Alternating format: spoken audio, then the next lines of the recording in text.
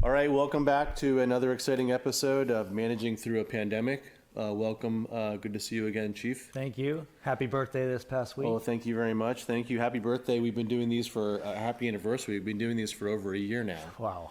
So we hope that you're enjoying them. You're getting some salient information. Thanks for joining us. Today is the 26th. It's about the clock's wrong, 9:15 in the morning, not 8:15. And a couple of quick notes. The first thing is that the Outdoor Seating Ad Hoc Committee will meet on Monday afternoon, this coming Monday, the 29th at 4 p.m. There are draft survey questions that will be asked and addressed by the subcommittee. There'll be a survey to send out to the community, the residents and the business owners, commercial property owners, about their input, about the potential permanency of outdoor seating. So we'll see how that goes. Thanks, Brandon, and your team for drafting those.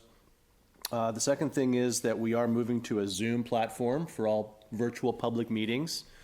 We've kind of had we had a good run with Google Meet. Is it Google Meets or Google Meet?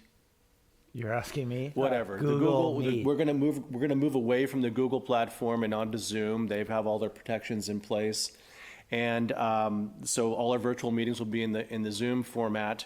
And just of note, there is an assembly bill. I think it's 339, which requires us, even in a post-pandemic California, to continue to have and offer virtual meetings and call-in, and we'll have to have those also made closed captioning.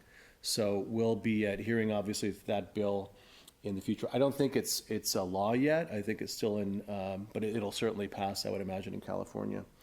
The next thing is we're taking a look at capital projects based on the council direction from last week. We touched on this a little bit in our vlog last week, Chief. The big focus is going to be public safety.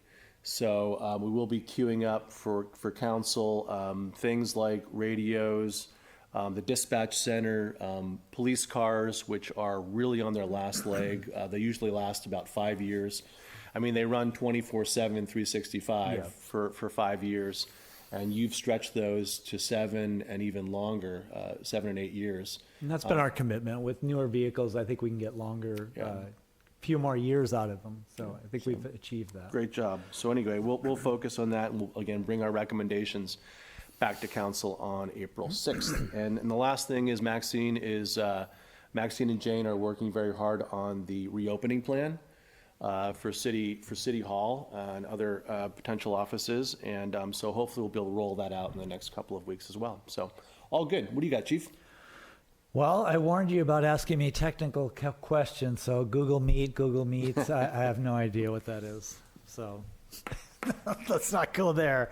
We're continuing to stay up, and I want to give a shout out to our Monterey County Office of Emergency Services.